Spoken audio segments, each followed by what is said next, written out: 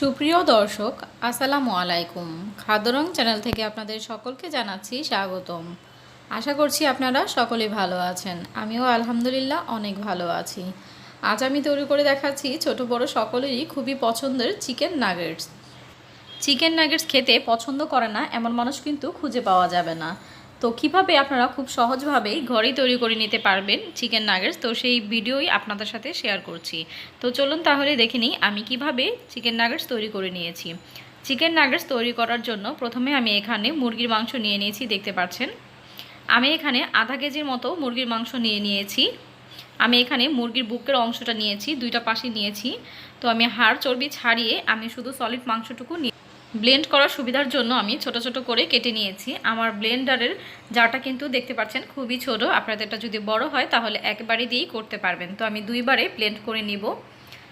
তো আমি নিয়ে নিচ্ছি ব্লেন্ডারের মধ্যে। অল্প কিছুক্ষণের মধ্যেই কিন্তু চিকেনটা একেবারে ব্লেন্ড হয়ে কিমা হয়ে যাবে। তো দেখতে পাচ্ছেন চিকেনটা কিন্তু কিমা হয়ে গিয়েছে।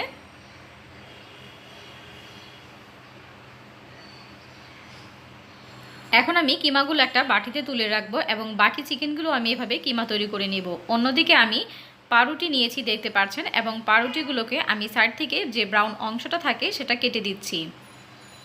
এগুলো কিন্তু আমি ফেলে দিব না, এগুলো আমি রেখে দিব। এগুলো কিন্তু চুলার নিচে শুকিয়ে তারপর ব্রেড কাপ হিসেবে ব্যবহার করা যাবে।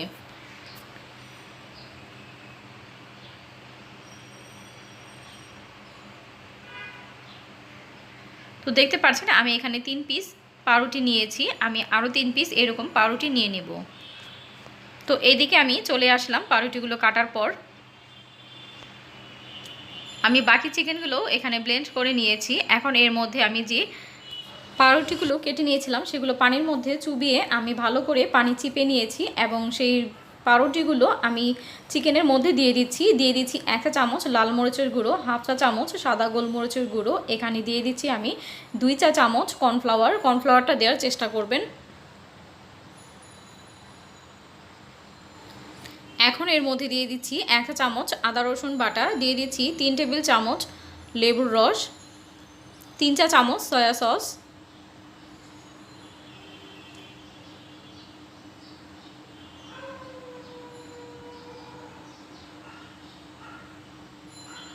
দিয়ে দিচ্ছি 1 চা চামচ চিনিটাও দেওয়া ট্রাই করবেন, এতে করে টেস্টটা খুব ভালো আসে। দিয়ে দিচ্ছি 1/2 চা চামচ লবণ বা পরিমাণ মতো লবণ, দিয়ে দিচ্ছি 2 টেবিল চামচের মতো বাটার। এবার ঢাকনাটা আটকিয়ে ব্লেন্ড করে নেব সবগুলো একসাথে খুব ভালো করে মাখানো হয়ে গেলে একটি বাটিতে আমি তুলে নিয়েছি এবং একটি চপিং বোর্ড নিয়েছি। এর মধ্যে আমি বেশ কিছুটা তেল দিয়ে দিচ্ছি, দেখতে পাচ্ছেন। তেল দিয়ে খুব ভালো করে মাখিয়ে নিচ্ছি।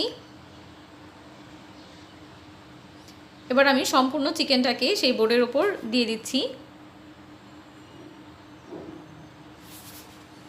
সবটুকু চিকেন আমি নিয়ে নিয়েছি।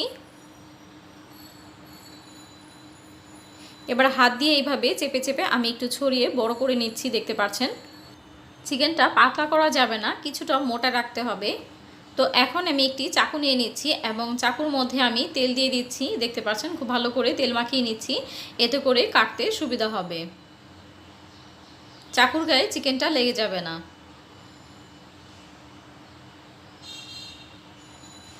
তো দেখতে পাচ্ছেন আমি নাগেটসের যে শেপটা থাকে আমি সেইভাবে কেটে নিচ্ছি। এইভাবে প্রথমে লম্বালম্বি করে কেটে নিচ্ছি। আপনারা চাইলে আপনাদের ইচ্ছে মতো যে কোনো শেপ দিতে পারেন।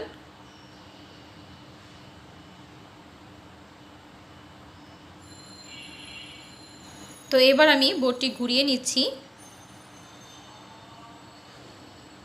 এবং এই পাশ থেকেও আমি চাকু দিয়ে কেটে নিচ্ছি চিকেনটাকে।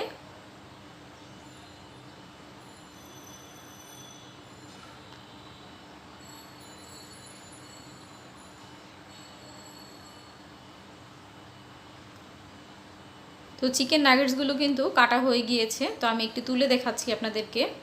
এটা কিন্তু এই পর্যায়ে বেশ আঠালো থাকে, একটু এবড়ো থেবড়ো হয়ে যায়। তো এটা হাত দিয়ে একটু চেপে চেপে নিলেই কিন্তু ঠিক হয়ে যাবে। তো অন্যদিকে আমি এটা কোটিং করার জন্য এখানে নিয়ে নিচ্ছি একটি ডিম, নিয়ে নিচ্ছি সামান্য পরিমাণে লবণ আর নিয়েছি সামান্য পরিমাণে সাদা গোলমরিচের গুঁড়ো। আপনারা চাইলে এখানে কালো গোলমরিচের গুঁড়োটাও দিতে পারেন। খুব ভালো করে একসাথে মিশিয়ে নিচ্ছি। এখানে নিয়েছি ডিম, ব্রেড ক্রাম্ব আর নিয়েছি ময়দা। এবার আমরা প্রথমেই একটি চিকেনের পিস নিয়ে নিচ্ছি এবং ময়দার মধ্যে এভাবে গড়িয়ে নিচ্ছি এবং শেপটা ঠিক করে দিচ্ছি।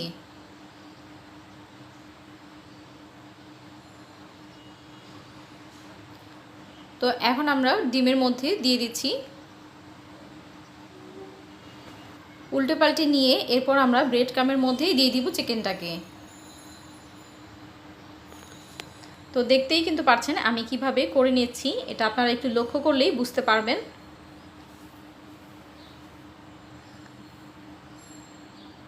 খুবই আলতো করে কিন্তু ব্রেড ক্রাম্বগুলো লাগিয়ে নিচ্ছি চিকেনের গায়ে, দেখতে পাচ্ছেন। এবার আমি 2 হাতের সাহায্যে শেপটাকে ঠিক করে দিচ্ছি। এই তো দেখতে পেলেন খুব সহজভাবে কিন্তু একটি চিকেন নাগেটস তৈরি করে নিয়েছি। আমি বাকি চিকেন নাগেটসগুলো কিন্তু তৈরি করে নিব। তো আমি আপনাদের সুবিধার জন্য আরেকটি নাগেটস তৈরি করে দেখাচ্ছি। দেখতে পাচ্ছেন আমি এখানে একটি চিকেনের পিস নিয়ে নিয়েছি এবং এতে আমি ময়দায় গড়িয়ে নিচ্ছি। দেখতে পাচ্ছেন প্রথমবারের মতোই প্রথমে ময়দার মিশ্রণের সাথে এভাবে খুব ভালো করে কোট করে নিচ্ছি। এখন এটিকে আমি ডিমের মধ্যে দিয়ে দিব।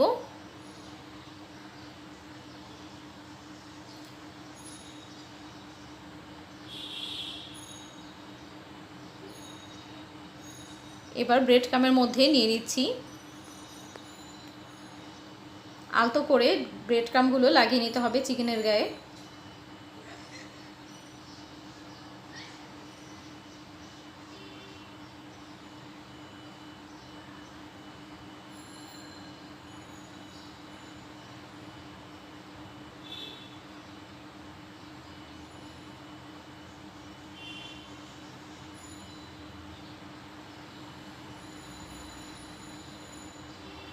তো দেখতে পাচ্ছেন আমি আরেকটি চিকেন নাগেটস তৈরি করে নিয়েছি। আমি বাকি নাগেটসগুলো কিন্তু এইভাবে তৈরি করে নেব।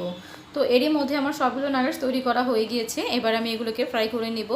তার জন্য প্রথমে একটি আমি ফ্রাই প্যান নিয়েছি। এখন এর মধ্যে আমি পর্যাপ্ত পরিমাণে তেল দিয়ে দিব। এটা কিন্তু ডুবো তেলে ভাজতে হয়, তো আমি তেলের পরিমাণটা একটু বেশি করে দিচ্ছি। আর আমার ফ্রাই প্যানটা কিন্তু অনেক বড়,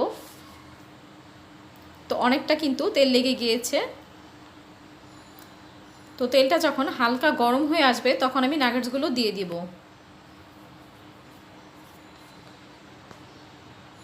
তেলটাকে খুব বেশি গরম করা যাবে না, তাহলে কিন্তু ব্রেড ক্রাম্বগুলো খুব দ্রুতই পুড়ে যাবে এবং ভিতরে কিন্তু কাঁচা চিকেনটা কাঁচা থেকে যাবে।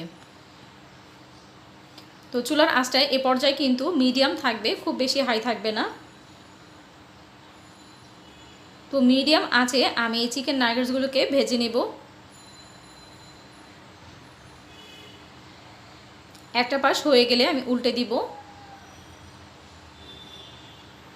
এবং আমি উল্টে পাল্টে চিকেনগুলোকে ভেজে নেব। প্রায় 8 থেকে 10 মিনিটের মতো সময় নিয়ে আমি চিকেনগুলোকে ভেজে নেব।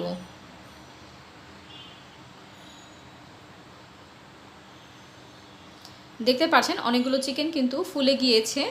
এর কারণ হচ্ছে আমরা যে ডিম দিয়ে কোটিং করেছি সেজন্য কিন্তু চিকেনটা এভাবে ফুলে গিয়েছে। তো চিকেনগুলো ভাজা হয়ে গেলে এবার আমি তেল থেকে তুলে নিচ্ছি।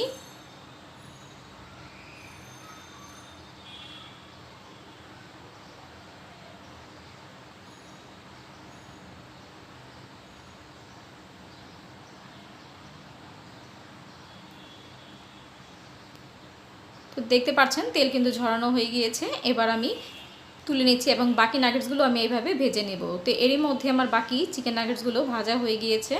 দেখতে পাচ্ছেন দেখতে কিন্তু খুবই লোভনীয় লাগছে এবং খেতেও কিন্তু রেস্টুরেন্ট থেকে কোনো অংশে কম হয়নি। আপনারা যদি বাড়িতে তৈরি করে খান তাহলেই কিন্তু বুঝতে পারবেন এটা কতটা বেশি মজাদার হয়ে থাকে। তো আশা করছি আমার আজকের ভিডিওটি আপনাদের কাছে ভালো লেগেছে। ভিডিওটি ভালো লাগলে অবশ্যই একটি লাইক দিয়ে দিবেন এবং আপনাদের যদি কোনো মতামত থাকে অবশ্যই কমেন্ট বক্সে কমেন্ট করে জানাবেন। ভিডিওটি আপনাদের ফ্রেন্ড অ্যান্ড ফ্যামিলির সাথে শেয়ার করে সবাইকে দেখার সুযোগ করে দিবেন। আমার চ্যানেলে যদি নতুন হয়ে থাকেন তাহলে অবশ্যই চ্যানেলটিকে সাবস্ক্রাইব করে বেল আইকনটি বাজিয়ে দিবেন, তাতে আমি ভিডিও আপলোড করার সাথে সাথে সবার আগে নোটিফিকেশন পেয়ে যাবেন। আর যারা অলরেডি আমার চ্যানেলটিকে সাবস্ক্রাইব করে রেখেছেন তাদেরকে অসংখ্য ধন্যবাদ। আবারও হাজির হব মজার মজার ভিডিও নিয়ে। আজ এই পর্যন্তই, আল্লাহ হাফেজ।